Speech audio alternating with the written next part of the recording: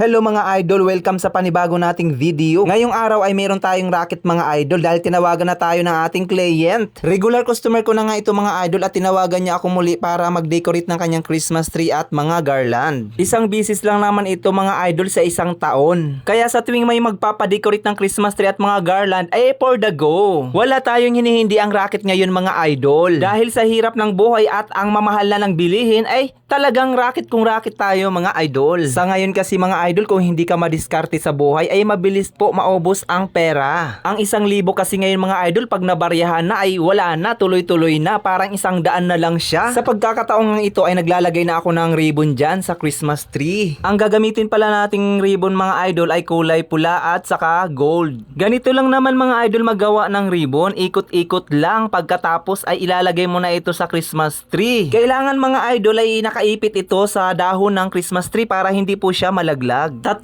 petals lang nga mga idol ang ginawa ko dyan sa ribbon. Pero nasa sa inyo naman mga idol kung ilang petals ang gagawin nyo at tansyahan lang yan mga idol. Ang kagandahan nga dito sa ribbon mga idol na ginamit natin ay may wire kabilaan. Kaya madali nating maayos at mapasunod ang ribbon kung paano natin gawing style ang paglagay sa kanya. Kaya sa paglagay ko ng ribbon dyan mga idol ay hindi naman ako masyadong nahirapan. Ang theme pala ng Christmas tree na gagawin natin ngayon mga idol ay red, gold at green. At merong 7 feet pala ang size ng Christmas tree na ito. Ang technique pala mga idol para mapaganda mo ang pag-decorate ng iyong Christmas tree. Una ay i-assemble mo lang ng maayos ang iyong Christmas tree at ayusin ang pagbuka ng bawat dahon. Pangalawa, Christmas lights ang isusunod mong ilagay. Dapat tansyado mo ang paglagay nito at i-alternate mo para lahat malagyan ng ilaw. At syempre dapat mga LED lights ang gamitin nyo para safe at para matipid sa kuryente. At mas maganda na bumili kayo sa SM Department Store para safe at matibay. At sa pangatlo, ito nga mga ribbons ang ilalagay nyo. At syempre sa paglagay ng ribbon ay tansyahin nyo na lang po. At sa mga hindi pa marunong gumawa ng ribbon ay comment kayo dyan para mabasa ko at maturuan ko kayo. At sa pang-apat naman po, dito nyo na ilalagay ang mga colorete or mga decoration nyo. Katulad na lamang ng punsitya, feelers at iba pa. At syempre ang pang last na ilalagay nyo ay ang mga hanging ornaments, lalong lalo na ang Christmas balls. Mas maganda kasi na ipang last mo ang Christmas balls para pantabon ito sa may mga awang. Ibig sabihin sa mga part na walang gaanong decors. So ayan mga idol, nasabi ko na sa inyo ang mga dapat gawin. Sa pagkakataong ito mga idol ay fast forward na tayo ng kaunti. Dito na nga pala ako mga idol sa paglalagay ng mga kolorete or mga feelers, ponsetya at iba pa. Dito mga idol ay sinusuksok at iniipit natin ang bawat decors. Yun ang technique mga idol para hindi magsilaglagan ang mga nilagay nyong dekorasyon. Habang ako nga ay abala dyan sa paglalagay ng mga decorations, ang asawa ko naman ay naglalagay ng mga tali sa Christmas balls. Ganun lang mga idol, ina-alternate ko lang ang paglalagay dyan ng mga decorations. Kaya dapat alam mo ang quantity ng mga decoration na gagamitin mo para di ka mahirapan sa paglagay para i-alternate ang paglagay ng mga ito.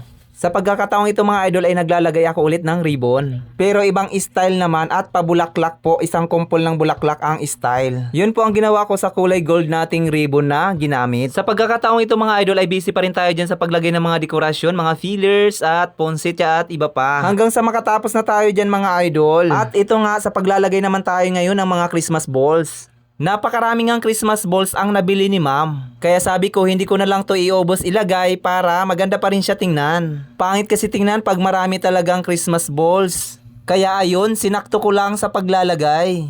Red at gold nga pala ang ginamit nating kulay ng mga Christmas balls. Sa pagkakataon ngang ito ay tinulungan ako ng asawa ko dyan na maglagay ng mga balls sa Christmas tree para mabilis na kami matapos. Medyo matagal kasi talaga idol maglagay ng Christmas balls.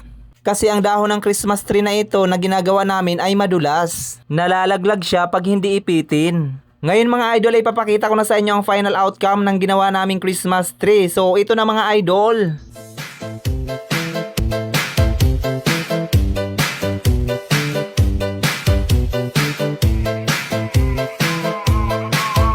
Bago pala tayo magtapos mga idol ay nagpapasalamat po ako sa aking client. Ayan si Ma'am Apple. At syempre ipapakita ko sa inyo ang short video ng ginawa ko sa wall mirror. So hindi ko na yan masyado idol na videohan dahil kulang na sa oras. Basta blue and pink combination na lang dyan ang ginawa ko. At syempre mga idol yung ginawa natin sa hagdanan ni Ma'am. Ayan, meron din po siyang garland. Blue and pink combination rin ang ating ginawa dyan mga idol. Diba napakaganda niyan? Kahit mga luma na ang decoration ni ma'am ay napaganda pa rin natin. Nagawan pa rin natin ng paraan at nagawa natin yung mission natin today. Hanggang dito na lang mga idol at maraming salamat sa panonood ng aking vlog.